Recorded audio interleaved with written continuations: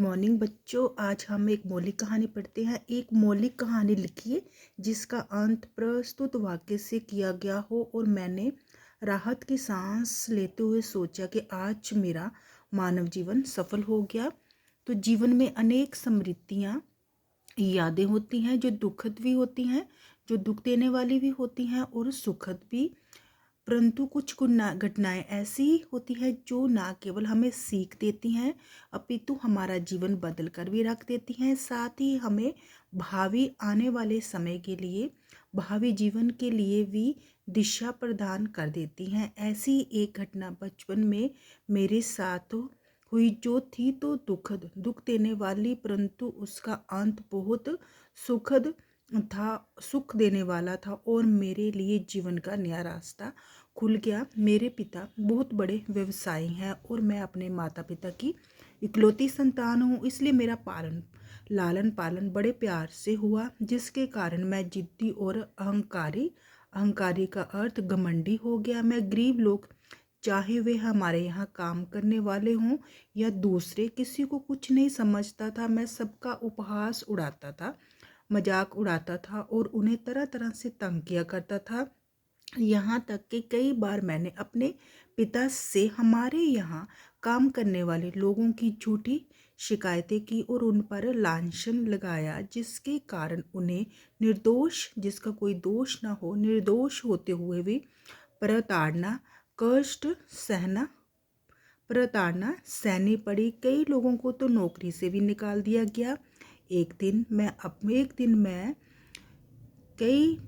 कई लोगों को तो नौकरी से भी निकाल दिया गया। ये सब देखकर मुझे बहुत आनंद होता था, बहुत खुशी होती थी।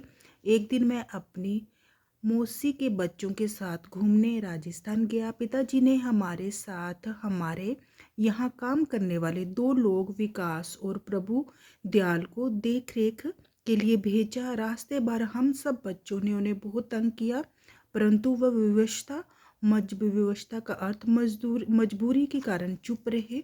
हमने सबसे पहले जयपुर की सैर की। शरारती होने के कारण मैं इधर उधर भाग रहा था कि अचानक मेरा धक्का खाकर विकास सामने से आते एक टेम्पो की चपेट में आ गया। टेम्पो की रफ्तार बहुत तेज थी और वह मार कर भाग गया। विकास को बहुत चोटें आई, मेरा सिर फट गया। जब 3 दिन बाद होश आया तो मैं अस्पताल में था और मेरे सिर पर पट्टियां बंधी थी। मेरे माता पिता भी आ गए थे। उन्होंने मुझे बताया कि बहुत खून बह जाने के कारण मेरी हालत गंभीर हो गई थी। डॉक्टर को खून चढ़ाना पड़ा। मुझे खून देने वाला और कोई नहीं बल्कि हमारे साथ गया हमारा नौकर प्रभु दयाल था। उसने मेरे बुरे व्यवहार के बावजूद न केवल रक्तदान देकर मुझे नया जीवन दिया, बल्कि दिन रात मेरी सेवा में लगा रहा। मम्मी पापा ने जब उसके प्रति कृतज्ञता का अर्थ एहसान, कृतज्ञता जताई तो उसने केवल इतना ही कहा कि इंसान ही इंसान के काम आता है।